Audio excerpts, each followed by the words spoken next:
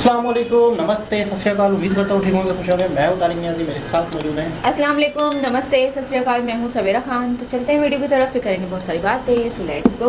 दोस्तों, वीडियो का टाइटल है why Hindu should thanks Naga Sadhu for this survival. Start करते हैं वीडियो को।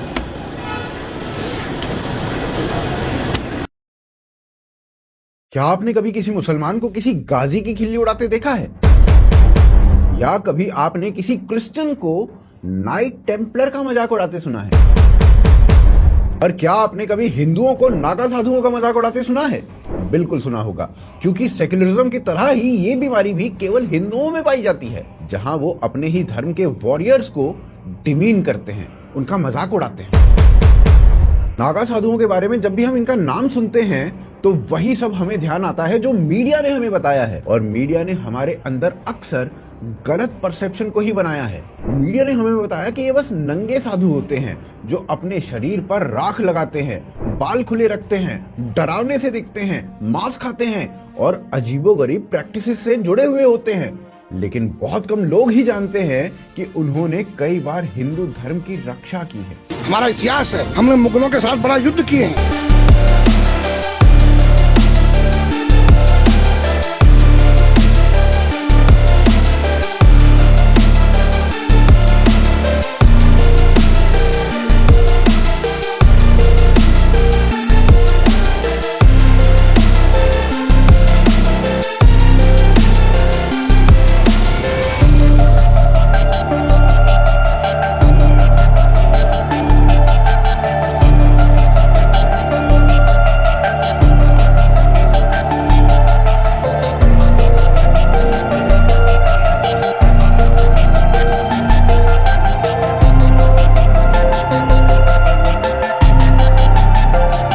आज ना जाने कितने सोहन मोहन अब्दुल या क्रिस्टोफर बनने से बचे हुए हैं। तो आइए जानते हैं कि कैसे इन्होंने हिंदुत्व को बचाए रखा है।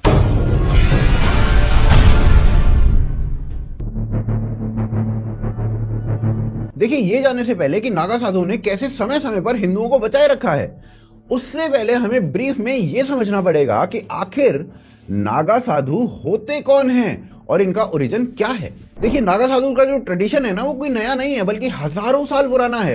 इनकी हिस्ट्री इंडस वैली सिविलाइजेशन के समय तक जाती है, जहां मोहनजोदाड़ोस के जो कॉइन्स हैं उनके ऊपर नागा साधुओं को भगवान शिव के पशुपति नाथ वाले रूप में वर्शिप करते हुए दिखाया गया है। ऐसे तो नागा शब्द जो है ना, वो संस्कृत के पर्वत से लिया गया है, यानी वो लोग जो पर्वतों के आसपास रहते हैं।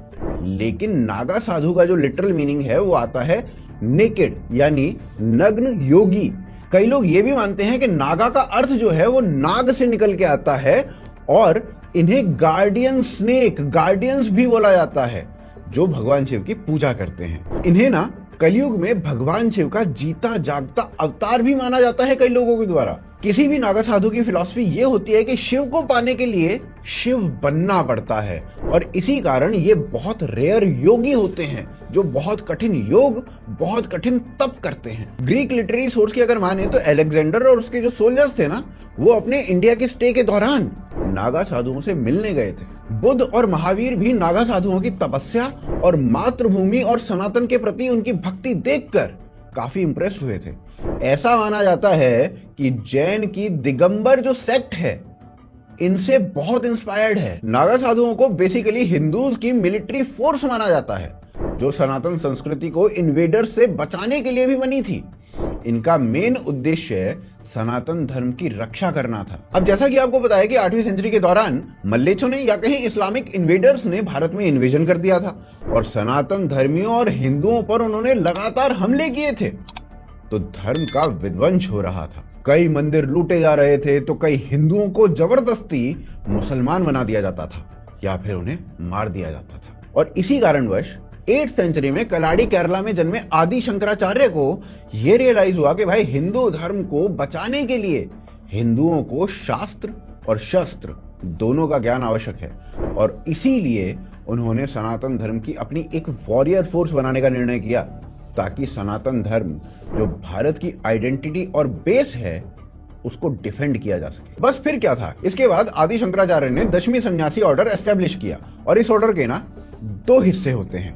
पहला, शास्त्रधारी जो हमारे ग्रंथों का ज्ञान हासिल करते हैं, वो मठ आश्रम में रहते हैं और भगवा कपड़े पहनते हैं। और दूसरे हुए अस्त्रधारी जो हथियार धारण करते हैं, अखाड़ों में रहते हैं। बाद में यही अस्त्रधारी साधु नागा कहलाए, जिनको हथियार चलाने की ट्रेनिंग दी गई और इन्हें हिंदू धर्म की मिलिट्री फोर्स की तरह एस्टेब्लिश किया गया। अब कैसे बचाया इन नागा साधुओं ने भारत के इतिहास को और सनातन धर्म को, चलिए वो आगे देखते हैं। देखिए, नागा साधुओं द्वारा हिंदू धर्म की रक्षा के लिए युद्ध के इतने इंस्टेंसेस हैं कि वो सब बताते बताते राहुल गांधी सच में युवा नेता से बूढ़े नेता हो जाएंगे। परंतु अगर मैं कुछ मेन इंस्टेंसेस आपको बताऊं तो यही नागाज बेसिकली जरूरत पड़ने पर हिंदू सेना के वीर योद्धा के रूप में लड़ाई करते रहे हैं। जब महाराणा प्रताप मेवाड़ में अकबर के मुगल हमले के विरुद्ध लड़ रहे थे तो नागा साधुओं ने उनका साथ दिया था। ये जंग छपली तालाब और रानाकाड़ा घाट के बीच में राजस्थान में लड़ी गई थी, जिसमें मुगल सेना को हरा दिया गया था। आज भी वहां पर उन सन्यासियों की समाधि है जो अपनी जान की बाजी लगाकर महाराणा प्रताप का हिंदुत्व के लिए साथ दे रहे थे। इसके अलावा जब 1664 में औरंगजेब के जनरल मिर्जा अली तुरांग ने काशी विश्वनाथ पर अटैक किया था और काशी के मंदिरों को नष्ट करते हुए हिंदुओं को मारने के लिए फरमान सुना दिया था, तब भी हजारों नागाओं ने उसकी सेना से लड़ाई की और काशी विश्वनाथ मंदिर को बचाया था। और इस वॉर में नागा साधुओं ने औरंगजेब को इतनी बुरी तरीके से हराया था कि वापस से औरंगजेब ने 1669 तक हिम्मत नहीं की थी फिर से काशी पर अटैक करने की। नागा साधुओं द्वारा औरंगजेब की इस हार का मेंशन जेम्स टी नॉचेफेल्ड की book the illustrated encyclopedia of Hinduism volume 1 में किया गया है। पर औरंगजेब की हार की ये अकेली घटना नहीं थी। जब 1666 में औरंगजेब की सेना ने हरिद्वार के कुंभ पर अटैक किया था, वही अपने हिंदू धर्म को खत्म करने के रूटीन के चलते हुए, तो वहां पर भी नागा साधुओं ने औरंगजेब की सेना को फिर से हरा दिया था। वो लोग मुझे मार डालेंगे, वो लोग मुझे छोड़ेंगे नहीं। सुन कौन लोग? अरे बड़े खतरनाक लोग हैं। इसके बाद 1751 में अहमद अली बंगस ने हिंदुओं को मारने के लिए प्रयागराज कुंभ पर हमला किया था। तब 50,000 नागा साधुओं ने बंगस की सेना को ऐसा फंगस लगाकर भगाया था कि वो वापस लौट कर नहीं आए थे। इसके अलावा 1757 में जब अहमद शाह अब्दाली चौथी बार लगातार भारत को लूटने के लिए आया था, उस वक्त पूरे नॉर्थ इंडिया में, पूरे उत्तर भारत में कोई बड़ा हिंदू साम्राज्य नहीं बचा था जो इस्लामिक इन्वेडर्स का सामना कर सके। जनवरी 1757 में अहमद शाह अब्दाली ने दिल्ली को लूट लिया था और काफी मंदिरों को तोड़ दिया था, लेकिन फिर भी जब उसे संतुष्टि नहीं मिली तो उसने अपने 2 अफगान कमांडर्स नजीब खान और जहां खान को 20,000 अफगान सोल्जर्स के साथ बल्लभगढ़, मथुरा, आगरा और वृंदावन को लूटने का हुक्म दिया। अहमद शाह अब्दाली ने अपने फरमान में कहा था कि मथुरा और वृंदावन इन हिंदुओं के पवित्र स्थान हैं, इन्हें तलवार की नोक पर रख दो और आगरा तक सब कुछ तहस नहस कर दो। और इसी फरमान के बाद वृंदावन और मथुरा पर हमला किया गया, जिसमें उन्होंने हिंदू मंदिरों को तोड़ दिया, मासूमों को मार दिया और अनेक औरतों के साथ अत्याचार किया। इसके अलावा उन्होंने भयंकर हिंसा फैलाई, जिसके कारण कई हिंदू महिलाओं ने अपनी इज्जत बचाने के लिए यमुना नदी में कूदकर अपनी जान दे डाली थी। वृंदावन की भूमि खून और मौत से गुथ गई थी और कई घंटों तक उसकी बदबू आती रही थी। अफगान सेना ने 6,000 हिंदू महिलाओं को गुलाम बना लिया था और 12 करोड़ का लूट का माल चुरा लिया था। इस महाअपराध और हिंदुओं के खिलाफ हिंसा को देखते हुए नागा साधु क्रोध में आ गए और उन्होंने हिंदुओं को अफगान सेना से बचाने का प्रण लिया। अब अफगान सेना गोकुल पर हमला करने निकली तो इस बार उनका सामना 4,000 बिना कपड़ों वाले, राख से लिपटे हुए नागा साधुओं से हुआ, जो हाथ में तलवार लिए हुए थे। अफगान सैनिक जब नागा साधुओं के सामने आए, चिता की भस्म से रमे चेहरे और जटाधारी साधुओं को देख उनके कलेजे कांप गए। अफगान सेना इन नागा साधुओं को हल्का समझ रही थी। उन्हें लगा कि ये नंगे लोग उनके वेल ट्रेंड आर्मी का क्या ही उखाड़ लेंगे, लेकिन कुछ ही घंटों में नागा साधुओं ने उन्हें हरा दिया था। इस युद्ध में नागा सैनिकों की 4,000 की आर्मी ने अकेले 5,000 से ज्यादा अफगान सैनिक मार दिए थे और अनेकों को बुरी तरीके से घायल किया था। ये सेना 50,000 की आई थी अफगानियों की। और जब ऐसा हो गया तब आखिरकार सरदार खान को समझ आ गया कि नागा साधु अपने धर्म और देश की रक्षा में कभी भी जान दांव पर लगा सकते हैं, जिसके कारण अफगानियों को अपनी सेना के साथ वापस रिट्रीट करना पड़ा था। नागा साधुओं की लड़ाई बंगाल के इस्लामिक इन्वेडर्स के खिलाफ भी काफी प्रसिद्ध है। मशहूर लिरिसिस्ट और राइटर बंकिम चंद्र चटर्जी ने इस वॉर के बारे में अपनी किताब आनंद मठ में भी लिखा है। थोड़ी इन्फो के लिए बता दूं कि ये वही पुस्तक है, वही किताब है जिसमें वंदे मातरम लिखा गया है, जिसे आज हम नेशनल सॉन्ग के रूप में प्रयोग करते हैं। नागा साधुओं ने गुजरात के जूनागढ़ के निजाम के खिलाफ भी एक जोरदार लड़ाई की शुरुआत की थी। निजाम ने इसके रिस्पॉन्स में नागा साधुओं के खिलाफ हमला कर दिया था, परंतु निजाम और उसकी सेना को नागाज ने बुरी तरीके से हरा दिया था, जिसके कारण निजाम उनके मिलिट्री स्किल्स से काफी प्रभावित हुआ था और आखिरकार निजाम को झुककर संधि के लिए मजबूर होना पड़ा था। जूना अखाड़ा के गार्जियन महंत हरिगिरी के अनुसार अखाड़ा के सन्यासी निजाम से संधि की बात करने गए थे। निजाम ने इनमें से काफी नागा सन्यासियों को खाने पर बुलाया था और जूनागढ़ को सौंपने का वादा किया था, लेकिन उन्हें भोजन में जहर देकर मार दिया गया था। इस घटना में 100 से ज्यादा सन्यासी वीरगति को प्राप्त हुए थे। जो सन्यासी बचे थे उन्होंने आगे चलकर जूना अखाड़ा की स्थापना की। परंतु इसके अलावा आप अक्सर बीबीसी जैसे मीडिया आउटलेट्स को प्रोपेगेंडा आर्टिकल्स छापते हुए देख सकते होंगे, जिसमें वो कहते हैं कि भाई नागा साधुओं ने ब्रिटिशर्स को इंडिया पर कब्जा करने के लिए मदद की थी। परंतु इस बात में कितनी सच्चाई है वो आप इसी बात से समझ सकते हैं कि नागा साधुओं ने ब्रिटिशर्स और ब्रिटिश पॉलिसीज के खिलाफ ओपनली आवाज उठाई थी और ब्रिटिशर्स को टक्कर देने के लिए कई बार एकजुट भी हुए थे। उन्हें भारतीय किसानों, खेतीहर मजदूरों और जमींदारों का समर्थन भी मिला था। नागा साधु अंग्रेजों के खिलाफ भारत के पहले स्वतंत्रता सेनानी थे, जिन्होंने 1770 से 1800 तक 1770 से 1800 तक चले सन्यासी रिबेलियन में अंग्रेजों की नाक में दम कर दिया था। इन सन्यासियों ने ब्रिटिशर्स के खिलाफ कई लड़ाइयां जीती थी और उनके टैक्स कलेक्शन को रोकने में भी सफल रहे थे।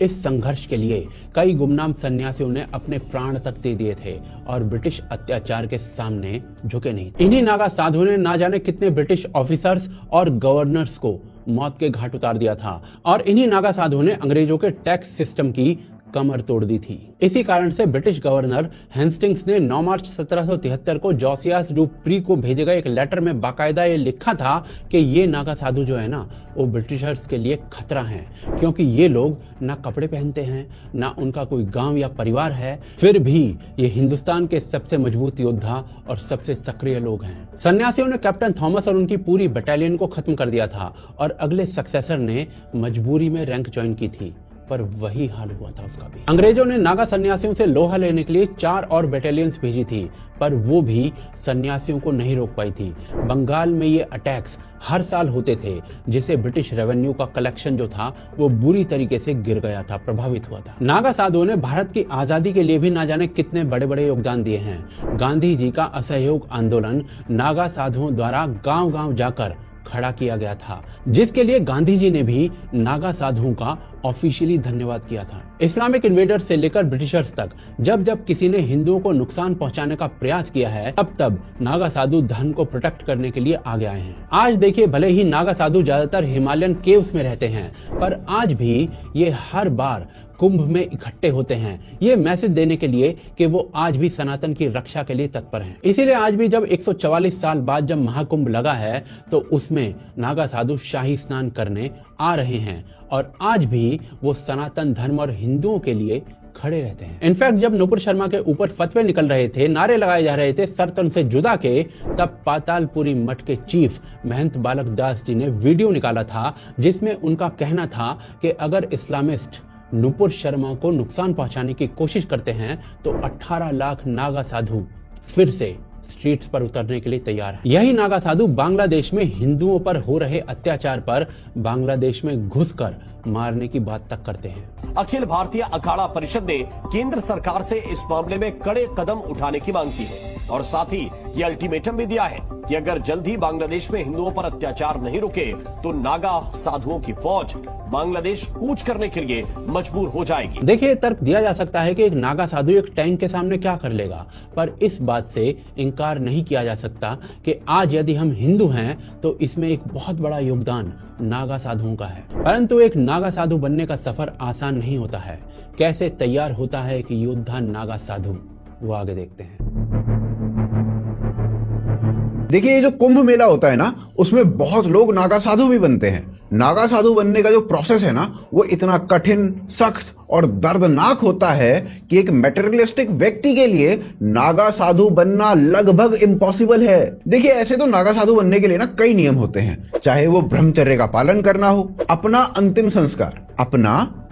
संस्कार खुद करना हो, या फिर कपड़ों का त्याग करके शरीर पर चिता की राख लगाना हो, या फिर अपनी संपत्ति और सांसारिक सुखों का सनातन धर्म के लिए त्याग करना हो। नागा साधु बनने का जो प्रोसेस है ना, वो ही काफी कॉम्प्लिकेटेड और टफ होता है। पर अगर कुछ मेन रूल्स की हम बात करें तो जो व्यक्ति नागा साधु बनने का इच्छुक होता है, उसे अपने काम, जज्बात और शारीरिक इच्छाओं पर पूरा नियंत्रण रखना पड़ता है। ब्रह्मचर्य का अभ्यास सिर्फ शरीर तक सीमित नहीं होता, बल्कि ये माइंड और मॉरल वैल्यूज तक भी जाता है। मानसिक रूप से भी व्यक्ति को सांसारिक संपत्ति और भोग विलासों की इच्छाओं से दूर रहना पड़ता है। सबसे पहले उस व्यक्ति को ब्रह्मचर्य के नियमों पर कठिन परीक्षा देनी पड़ती है। जब यह इंश्योर हो जाता है कि उसने अपने आप पर पूरा नियंत्रण कर लिया है, तब जाकर उसे नागा बनने के लिए ग्रुप में शामिल किया जाता है। फिर दूसरा रूल, वो व्यक्ति जो अपने इंद्रियों पर नियंत्रण कर चुका हो, अगर उसमें भगवान, अपने लोगों और अपने देश के लिए प्रेम ना हो, तो वो समाज और देश के लिए कुछ उपयोग नहीं रखता। इसीलिए कोई भी व्यक्ति जो सनातन धर्म के लिए अपने आने वाला पूरा जीवन त्याग करने की हिम्मत रखता है, केवल वही नागा साधु बन सकता है। अब इसके बाद आती है सबसे मेन चीज,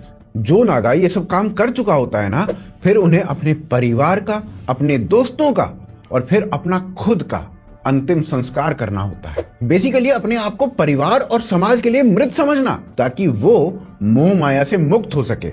ये नागा साधुओं के लिए नए संसार में जन्म लेने जैसा होता है। जब वो ये दीक्षा के लिए रेडी होते हैं ना, तो उसके बाद ही उन्हें नागा साधु बनने की ट्रेनिंग मिलती है और एक पंच संस्कार सेरेमनी होती है, जिसमें 5 गुरु अलग अलग रिचुअल्स उसके लिए करते हैं। इसमें सबसे पहले आते हैं प्रमुख गुरु, जो उसकी शिखा यानी बाल काट देते हैं। फिर भगवा गुरु उसे केसरी कपड़े देते हैं, और फिर आते हैं रुद्राक्ष गुरु, उसे रुद्राक्ष की माला दी जाती है। फिर विभूति गुरु आते हैं और उसके शरीर पर राख लगा दी जाती है। फिर आते हैं लंगोट गुरु और उसके शरीर का आखिरी कपड़ा भी ले लिया जाता है। उसके बाद एक विराज यज्ञ संस्कार किया जाता है महामंडलेश्वर के द्वारा, अखाड़ा के ध्वज के नीचे। फिर इसके बाद उस सन्यासी को गिरी, पुरी, भारती, अनन्य, बाण, सरस्वती, तीर्थ, आश्रम, सागर और पर्वत जैसे नामों में से कोई एक नाम दिया जाता है। फिर इसके बाद आता है अंतिम रिचुअल, जिसे नाग दीक्षा बोलते हैं, और ये उसके छठे गुरु द्वारा अखाड़ा के ध्वज के नीचे किया जाता है।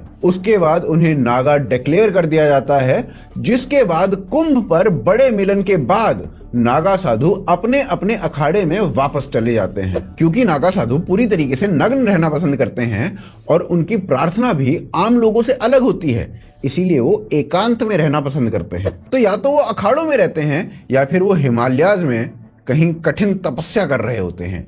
इसीलिए आप अक्सर हिमालय पर्वत पर उनकी तपस्या करते हुए फोटोज या वीडियोस देखते होंगे। उत्तर भारत में ना कई अखाड़े मिलेंगे जो मोनेस्ट्रीज और नागा साधुओं के ट्रेनिंग ग्राउंड्स के रूप में काम करते हैं, जहां कुंभ के बाद उन्हें देखा जा सकता है, लेकिन ये एक्सेस भी लिमिटेड होता है। सभी सेक्ट के सन्यासियों को उत्तर भारत से लेकर गोदावरी रिवर तक 13 संघों में डिवाइड किया गया है, और इसी तरीके से 13 संघ उनके विश्वास और प्रधान देवता के आधार पर 13 अखाड़े बनाए जाते हैं। नागा साधु बहुत कठिन तपस्या करते हैं, और ये सिर्फ कुछ स्पेसिफिक शक्तियां पाने के लिए नहीं करते, बल्कि 84 लाख अलग अलग योनियों के मौत और जन्म के चक्र से दूर होने के लिए भी करते हैं। और अगर आपको लग रहा है कि केवल नागा साधु ही होते हैं, तो नहीं, नागा साध्वी भी होती हैं जो नागा साधुओं की तरह ही तपस्या करती हैं। वो भी ब्रह्मचर्य का पालन करती हैं और बस शरीर पर एक भगवा वस्त्र धारण करके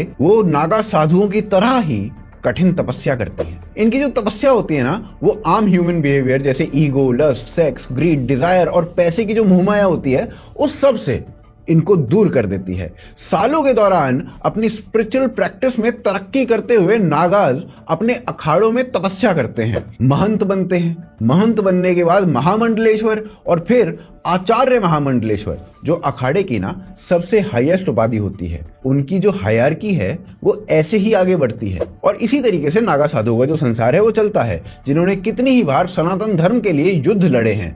पर इन साधुओं को आज भी इनकी सेवाओं के लिए रिकॉग्निशन नहीं मिलता, बल्कि कुछ लोग इन्हें अपमानित करते हैं। अब प्रश्न आता है कि क्यों रिकॉग्नाइज किया जाना चाहिए इन नागा साधुओं को?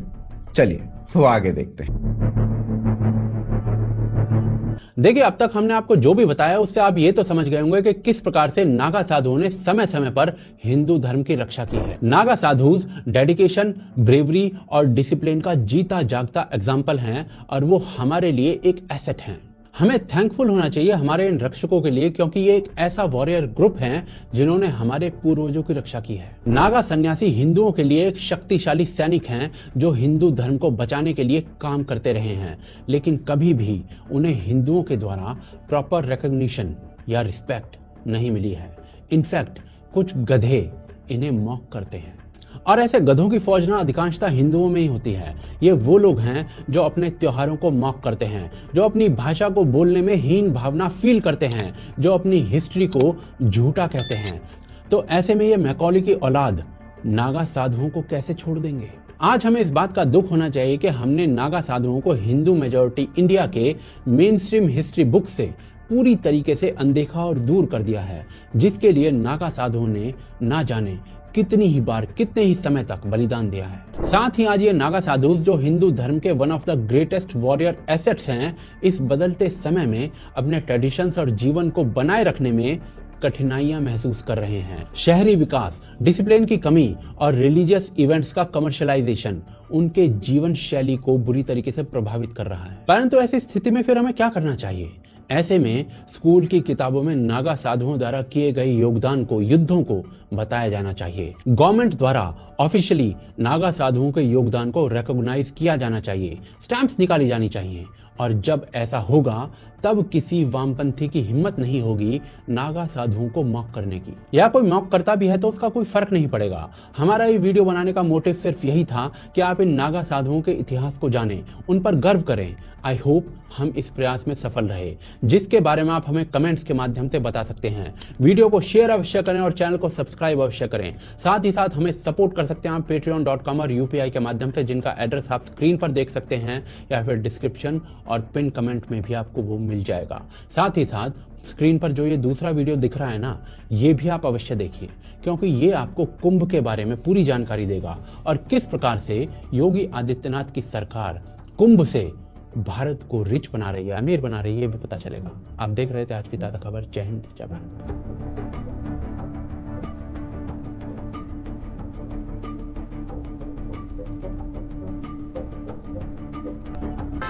जी जनाब, सबसे पहले तो मैं ये कहूँगा कि बहुत ही ख़ास मौके पे इन्होंने ये वीडियो बनाई, ऐसा ही है, क्योंकि अक्सर लोग कुंभ में जब मौजूद होंगे जो बहुत ही ज़्यादा सोफिस्टिकेटेड समझ लो या पढ़े लिखे समझ लो या जेंजी समझ लो, तो उनके लिए ज़रूर समझ लो एक बहुत बड़ी वीडियो है, बहुत बड़ा मैसेज है।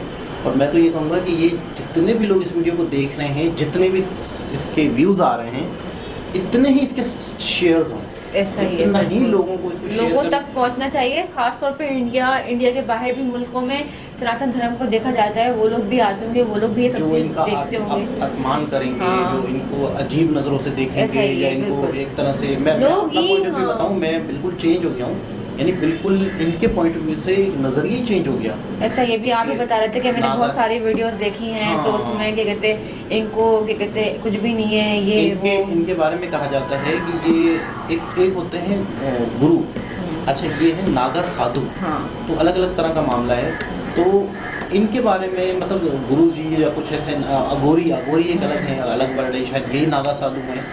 तो इनके बारे में ये है कि ये बिल्कुल अपने अलग अलग देखें, मोह माया से दूर, खाना पीना, सेक्स, कपड़ा, घर परिवार, अच्छाइयाँ, बिस्तर, मतलब ये वो आपके लिए एक सेना है जिसको ना घर की फिक्र है, ना खाने की, ना पीने की, बस वो ये चाहता है कि मेरा जो धर्म है वो सेफ रहे और सिक्योर रहे, और उसके लिए हम कुछ भी कर सकते हैं। इवन कि बांग्लादेश को भी इन्होंने धमकी दे दी है। हाँ। धमकी नहीं है ये, वाकई मतलब रियलिटी है, ये कर भी सकते हैं, इतना मतलब ये स्टैमिना रखते हैं कि ये कर भी देंगे, लेकिन आपके फ्यूचर में देखते हैं क्या है। लेकिन ये है कि बहुत बड़ी बात है, अच्छा ये चीज़ें पता ही नहीं थी मतलब किसी वीडियो में कि यार इनके ये काम भी थे, इन्होंने ये कुछ भी किया था किसी ज़माने में, वही अंग्रेज़ों के खिलाफ, मुसलमान मुगल के खिलाफ, यानी अकबर हो गया, औरंगज़ेब, अकबर नहीं औरंगज़ेब हो गए, मतलब जो भी हमले हुए उनमें इनका भी हिस्सा था, इन्होंने भी गांधी जी के साथ भी उन्होंने किया था। गांधी जी की एक मूवमेंट थी जिसमें गांव-गांव जाकर उन्होंने मतलब लोगों की उस पर भी हमने रिएक्शन शांति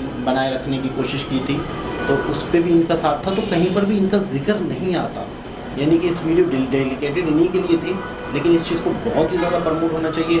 जो लोग इनको दूसरे पॉइंट ऑफ व्यू से देखें या फिर मतलब हर शख्स अलग अलग नज़रिए से देखता है, तो शायद इनको समझे कि यार ये तो भीख मांगने वाले हैं या पता नहीं कौन है क्या है, उनका नज़रिया चेंज हो जाए। बहुत ही सही टाइम पे, बहुत ही सही समय पे मैं समझता हूँ कि ये वीडियो आई है। और एक चीज़ जो और ये ज़्यादा से ज़्यादा शेयर होनी चाहिए, ज़्यादा से ज़्यादा जितना हो सके। जो जो बंदा देख रहा है वो अपनी family, relative, friend circle, groups वगैरह हर चीज़ में ये वीडियो शेयर करे, ताकि लोगों को नॉलेज हर और बंदे को आज चले। की जनरेशन को भी पता बिल्कुल चले। कि ये नागा साधु होते क्या हैं, इनको मतलब गलत ना समझें। और एक चीज़ वीडियो देखते हुए जहन में बार बार आ रही थी कि इतना बड़ा एक यूँ समझ लो कि एंटरटेनमेंट की जो दुनिया है उनके लिए इतना बड़ा प्लेटफॉर्म है कि आप इनके लिए कोई फिल्म क्यों नहीं है। यानी साउथ इंडिया में फेक स्टोरियों पे चीज़ें बन रही हैं। जब इन्होंने औरंगज़ेब के साथ जंग लड़ी तो बाकायदा ये बहुत बड़ा एक कॉन्सेप्ट है, बहुत बड़ी एक चीज़ है। बाकायदा मतलब यूँ समझ लो कि बहुत ही हैवी बजट और बहुत ही बेहतरीन किस्म की चीज़ बन सकती है। मैं उस पॉइंट ऑफ व्यू से बता रहा हूँ कि बाकायदा इंटरटेनमेंट एक ऐसी चीज़ है कि लोगों को पता चले कि यार नागा साधुओं ने एक्चुअली होते क्या हैं, मुस्लिम हो हिंदू धर्म को सपोर्ट किया या प्रमोट किया, सेव किया, और मुगल के साथ या ब्रिटिश के साथ इन्होंने लड़े। कई ऐसी फेक स्टोरियाँ लोग बनाने को तैयार हैं कि जिनका कोई पता ही नहीं है, लेकिन ये जो वाकई ही किस हिस्ट्री है तो इनके बारे में भी होने चाहिए, ताकि आने वाली जनरेशन तो इंटरटेनमेंट के तौर पे देखेगी, क्या देखेगी, फिल्म, लेकिन साथ साथ उनको अपनी हिस्ट्री पता चलेगी और इनके पॉइंट ऑफ व्यू से उनकी इज्जत बढ़ेगी। यानी कि जब वो मूवी देखेंगे तो मूवी तो एंटरटेनमेंट देख रहे हैं, वाह यार ये लड़ाई हो रही है, ये हो रहा है, स्टोरी पता चलेगी, साथ में इनके समान नाम मालूम चलेगा। बिल्कुल ऐसा ही। और जो न्यूज़ वालों ने इनके बारे में गलत मतलब उल्टा ही पॉजिटिव छापा हुआ है, मतलब वो पब्लिश किया हुआ है कि ये इन्होंने ब्रिटिश को इंडिया पे हमला करने के लिए साथ दिया था, जबकि ऐसा नहीं है और सच ये है। ये लेकिन ब्रिटिश ने ये बात फैलाई थी, जबकि वो गलत है। खैर बहरहाल बहुत ही सही समय में वीडियो बनाई। दोबारा किसी और से मुलाकात होती है, जब तक के लिए ख्याल रखें। अल्लाह हाफिज़।